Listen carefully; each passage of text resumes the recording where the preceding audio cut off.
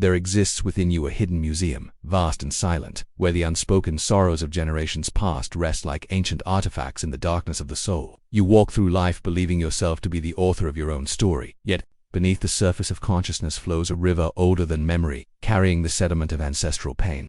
The dissolved tears of those who came before you, the weight of wounds that were never allowed to heal. This is the inheritance you never chose to receive, yet received nonetheless. In the deepest chambers of your being, an archaeology of the heart preserves what your mind cannot remember. Here, in this sacred underground, the collective unconscious holds court with shadows that belong not only to you, but to the long lineage of souls whose blood runs through your veins. The persona you present to the world, that carefully constructed mask of who you believe yourself to be, conceals more than your own personal shadow. It harbors the shadows of your grandparents' unspoken shame, your great-grandmother's swallowed rage, your father's buried grief. These are the invisible architects of your existence, the phantom builders whose blueprints shape the very foundation of your emotional reality. You may wonder why certain moods descend upon you like fog without warning, why particular fears grip you with an intensity that seems disproportionate to your actual experience. The answer lies not in the events of your own life, but in the unprocessed experiences of those who walked before you, their traumas becoming your inexplicable tendencies, their unhealed wounds manifesting as your mysterious vulnerabilities. This is not merely metaphor, but the profound truth of psychological inheritance. Just as you carry your ancestors' eyes, their bone structure, their predisposition to certain ailments, you also carry their emotional patterns, their survival strategies, their ways of moving through a world that once threatened them in ways you may never face. The psyche, in its infinite wisdom and tragic loyalty, preserves what consciousness would rather forget. The journey we are about to undertake together is a descent into this hidden realm, a sacred exploration of the ways generational pain moves through us like underground rivers, carving channels in our emotional landscape that we mistake for our own natural terrain. We will learn to recognize the ancient currents that flow beneath the surface of our daily lives, to distinguish between the pain that belongs to us and the pain we have inherited. Like precious and terrible heirlooms passed down through generations of silent suffering, your body remembers what your mind has never known. Like the phantom pain that haunts an amputee's missing limb, you carry within your very cells the echo of traumas that happened before you drew your first breath. This is the strange and sacred mystery of inherited memory, how the psyche preserves what consciousness cannot grasp, how the soma becomes a living library of ancestral experience. There are moments when anxiety floods your system without cause, when melancholy descends like a familiar guest you never invited but somehow recognize. These are not merely chemical imbalances or personal failings, they are the whispers of your lineage. The cellular remembrance of fears and sorrows that once belonged to others but have now become mysteriously, intimately yours. The body, in its infinite wisdom, serves as both museum and mausoleum for generational wounds. Each unexplained tightness in your chest may carry the breathless terror your grandmother felt during wartime. The chronic tension in your shoulders might hold the weight your great-grandfather bore when he could not provide for his family. That peculiar ache that appears without injury could be the somatic signature of heartbreak that was never allowed its full expression generations ago. Science has begun to unveil what mystics have long understood, that trauma can alter the very structure of our genes, creating epigenetic markers that pass from parent to child, like invisible stigmata. Your DNA carries not only the blueprint for your physical form, but also the emotional imprints of your ancestors' survival, their adaptations to threats you have never faced, their learned responses to dangers that may no longer exist. This phantom inheritance manifests in countless ways. You find yourself inexplicably drawn to certain types of suffering, as if your psyche recognizes the familiar rhythm of ancestral pain.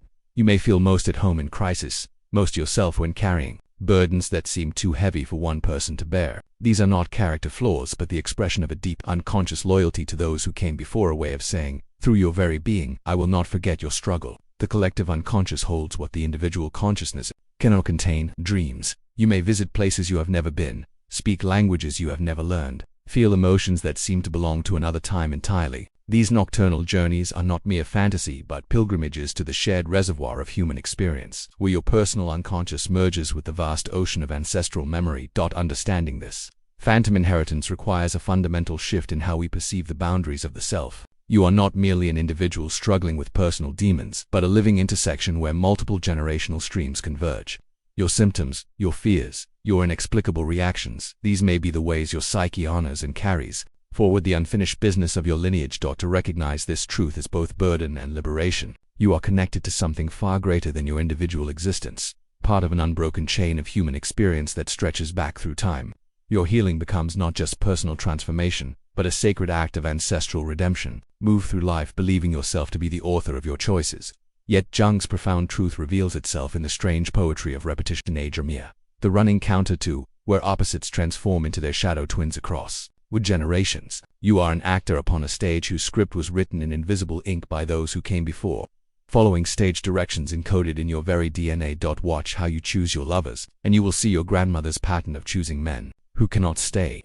Observe how you handle conflict, and you will recognize your father's way of disappearing into silence, rather than facing the fire of authentic emotion. Notice how you sabotage your success just as it reaches its peak, and you will discover your great-aunt's conviction that prosperity brings punishment, that visibility invites destruction. The ego, that proud and necessary structure of consciousness, believes it navigates life through rational decision-making, yet beneath its noble intentions lurks the deeper current of unconscious loyalty, the psyche's mysterious commitment to maintaining the familiar patterns of the lineage, even when those patterns bring suffering. You find yourself drawn to familiar forms of pain because they feel like home, because they carry the scent of belonging to something larger than your individual existence.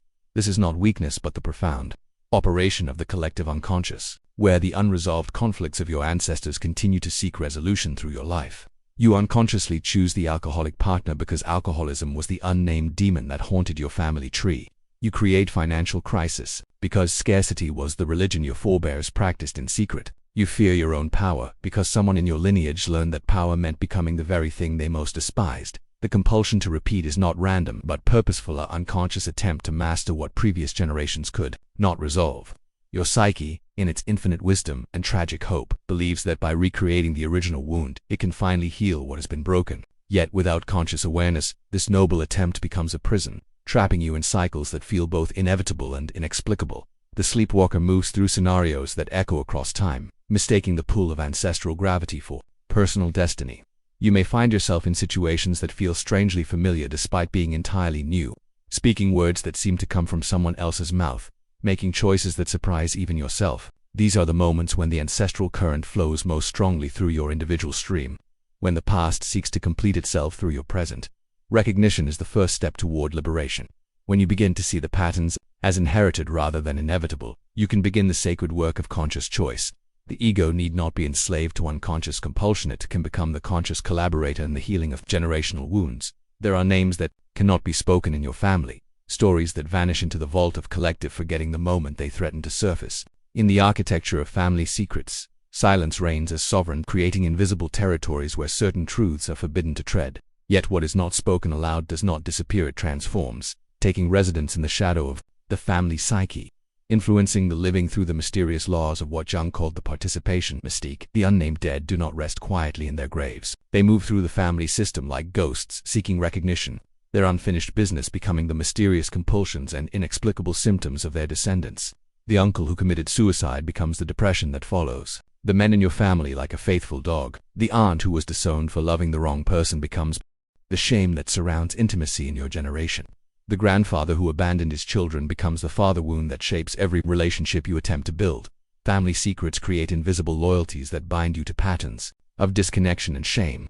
You may find yourself inexplicably drawn to self-destruction, not understanding that this is your unconscious way of remaining connected to the family member who destroyed himself rather than face his truth. You may sabotage your relationships just as they deepen, unconsciously honoring the family law that says love leads to abandonment. That vulnerability invites betrayal. The psyche, in its profound wisdom, abhors a vacuum. What is not integrated into consciousness manifests as symptom and synchronicity. The family secret that dare not speak its name speaks instead through chronic illness, through patterns of accident and misfortune, through the mysterious ways that certain themes repeat across generations with uncanny precision. The shadow of the family finds its voice through these alternative channels, demanding recognition through the language of the body, through the poetry of circumstance, through the strange coincidences that reveal the hidden patterns operating beneath the surface of ordinary life. Children are particularly sensitive to these unnamed currents. They feel the weight of family secrets in their bones, carry the burden of unspoken truths in their nervous systems. They may develop inexplicable fears, mysterious ailments, behavioral problems that seem to have no clear causal expressions of the family. Shadow seeking acknowledgement through their innocent presence. The child becomes the symptom bearer, the one who carries what the family cannot face. The work of healing begins with giving voice to the voiceless, names to the unnamed. When you begin to speak the family secrets, to acknowledge the ghosts that haunt your lineage, you release both the living and the dead from the prison of silence. This is not betrayal, but the deepest form of love, the courage to face what your ancestors could not face, to heal what they could not heal. There are fears that arrive in your life like uninvited guests, carrying no passport from your personal experience, bearing no logical explanation for their presence.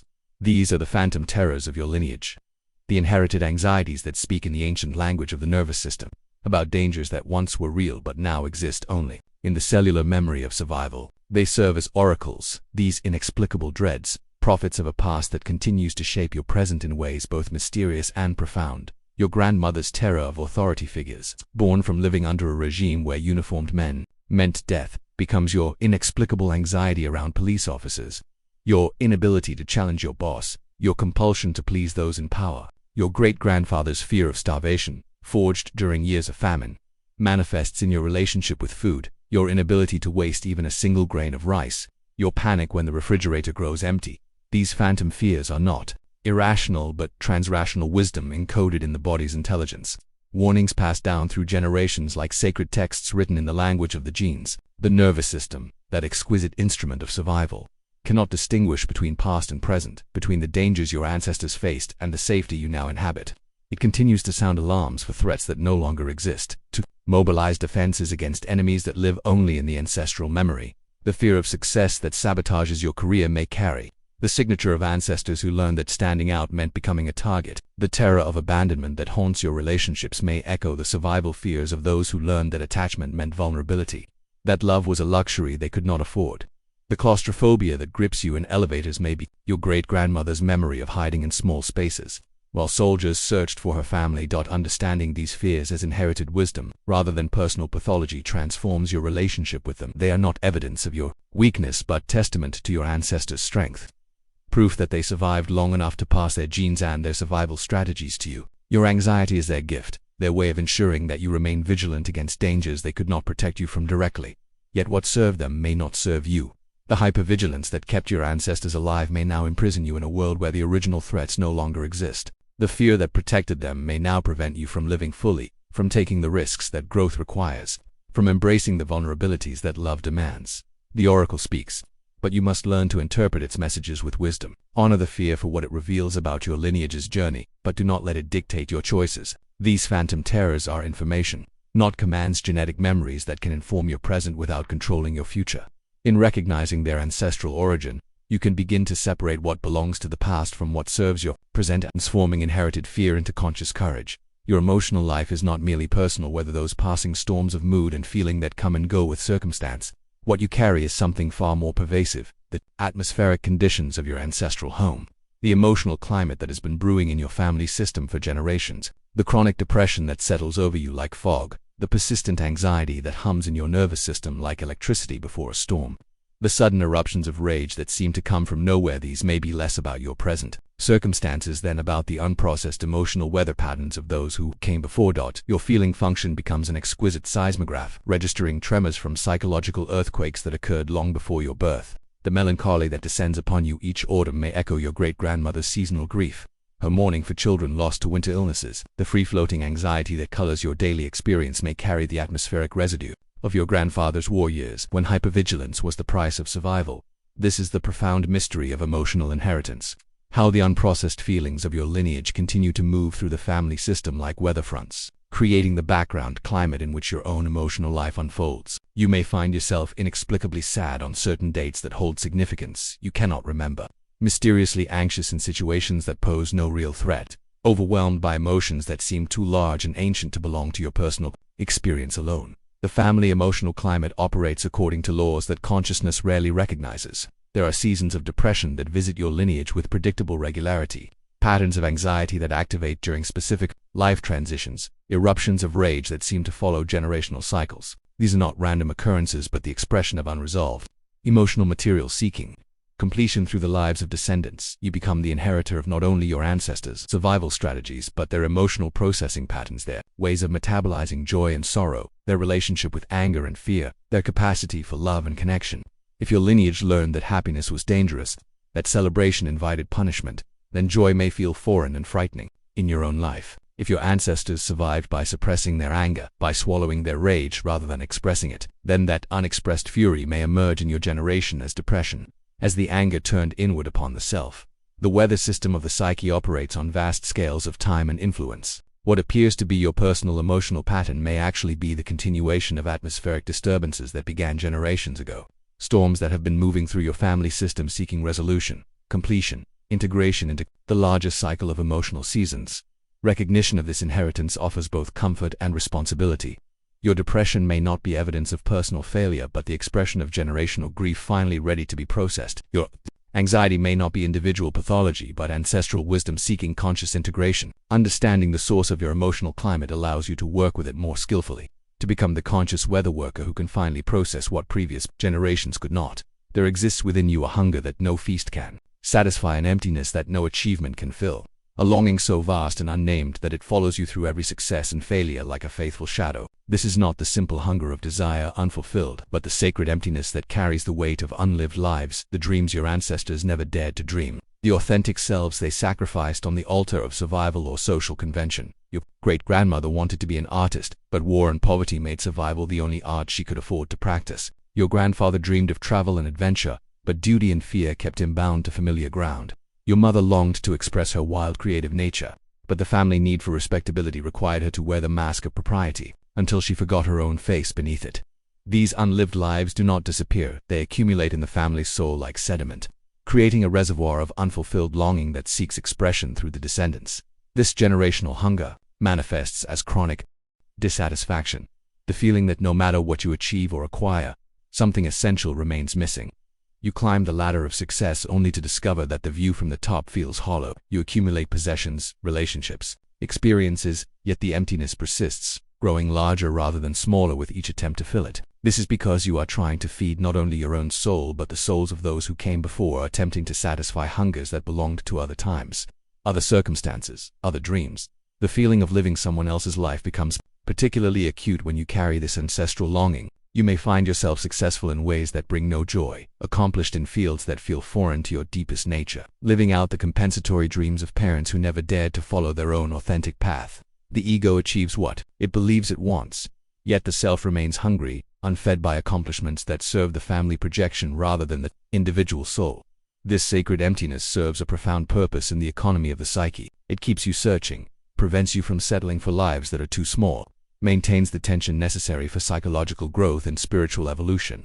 The hunger that cannot be fed by external means drives you toward the inner journey, toward the discovery of what Jung called the true self, that essential core of being that exists beneath all the inherited projections and familial expectations. The path forward requires learning to distinguish between your own authentic longings and the displaced hungers of your lineage. This is not about abandoning your ancestors' dreams, but about honoring them through the conscious pursuit of your own authentic path. When you live fully from your true nature, you not only satisfy your own soul's hunger but offer healing too. The unlived lives that move through your family system like restless ghosts seeking completion through your courage to be authentically yourself. You live in a fortress built not of stone and steel, but of perpetual alertness, a castle of where your nervous system stands, constant guard against enemies that may never come. This exhausting state of readiness is not your personal choice but an inherited stance, passed down through generations like family heirlooms, carrying the survival wisdom of ancestors who lived in times when danger was real, immediate, and often fatal. Your great-grandfather's eyes learned to scan every horizon for soldiers who might come in the night. Your grandmother's ears became finely tuned to the subtle changes in tone that preceded violence. Your father's body learned to remain coiled and ready, prepared to fight or flee at the first sign of threat. These survival strategies, encoded in their very cells, become your inheritance, a biological legacy that transforms your nervous system into a fortress designed to protect against dangers that exist primarily in ancestral memory. That hypervigilant stance creates its own form of imprisonment. You cannot rest fully because rest means vulnerability. You cannot trust completely because trust was what got your ancestors killed. You cannot be present to beauty and wonder because presence requires letting down the guard that has protected your lineage for generations. The very mechanisms that ensured survival become the barriers to truly living.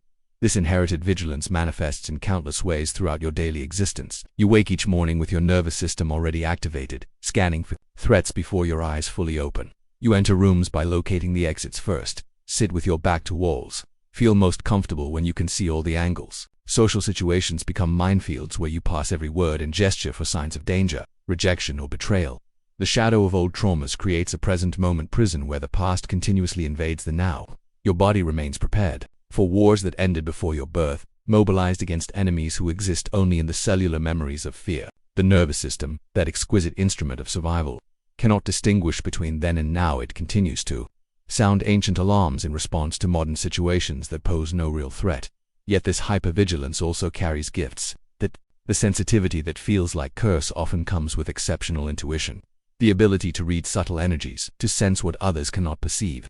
The very mechanisms that create anxiety can also create extraordinary awareness, profound empathy, and the capacity to protect others who cannot protect themselves. Your ancestors' survival skills may have become your own form of genius, your unique way of navigating a complex world. The work of healing involves learning to honor the wisdom of vigilance, while releasing its compulsive hold over your present. This requires developing what might be called conscious alertness, the ability to be aware and responsive without being chronically activated, to maintain appropriate boundaries without building impermeable walls. You learn to thank your nervous system for its faithful service while teaching it new ways to assess actual versus inherited danger, present versus past threat. There is a saboteur that lives within you, subtle and sophisticated, whose the mission is to ensure that you never surpass the achievements of those who came before. This inner underminer operates not from malice but from a twisted form of love and unconscious loyalty that whispers success is betrayal, that thriving means abandoning those who suffered, that your light will somehow diminish the memory of their darkness. Self-sabotage emerges as the psyche's way of maintaining connection with your lineage through shared limitation and struggle.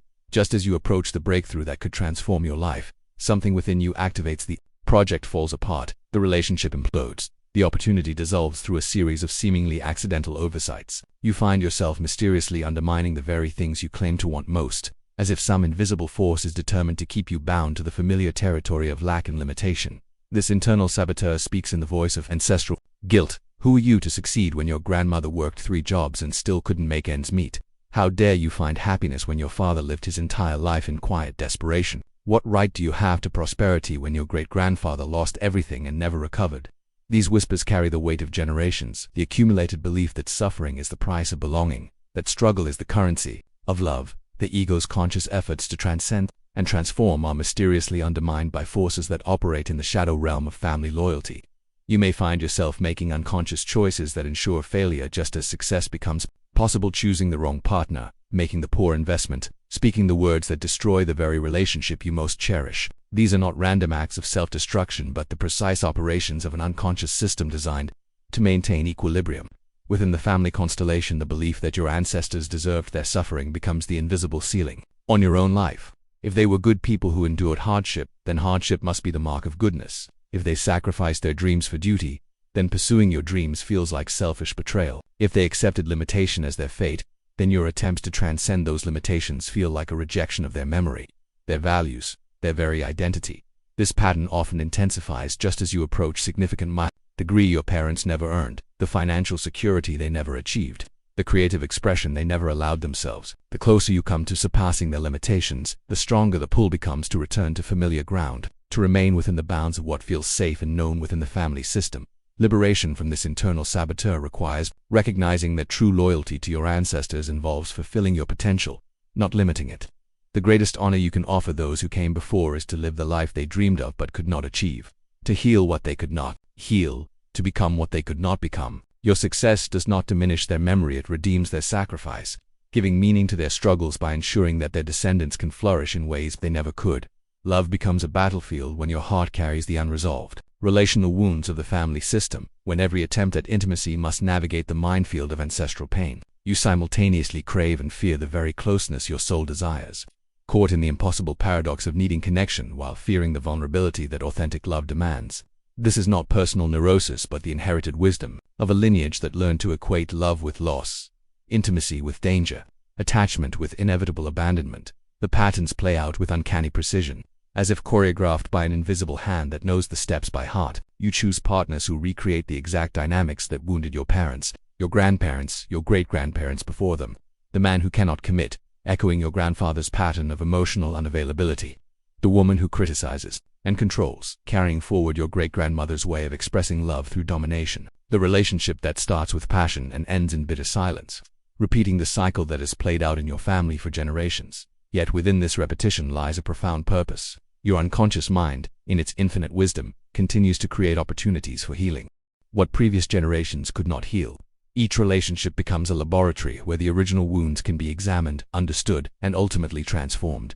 You are not simply repeating destructive patterns, you are unconsciously working to complete the unfinished business of your lineage, to bring consciousness to what has remained in shadow. The intimacy paradox reveals itself most acutely in those moments when love feels most dangerous, when your partner approaches the tender places where your ancestors were wounded, when vulnerability becomes a gateway to the very experiences your family learned to avoid. The closer you come to authentic intimacy, the louder the ancestral alarms sound, warning of dangers that may no longer exist but once posed genuine threats to survival. Your great-grandmother may have learned that men leave when life becomes difficult, encoding in her descendants the fear that love is conditional, temporary, unreliable. Your grandfather may have discovered that expressing emotion led to ridicule and rejection, passing down the conviction that vulnerability is weakness, that authentic expression invites attack. These learnings become the invisible contracts that govern your relationships, the unspoken rules that dictate how close you can come before the ancient defense systems activate. The battleground of love becomes the arena where generational healing can finally occur.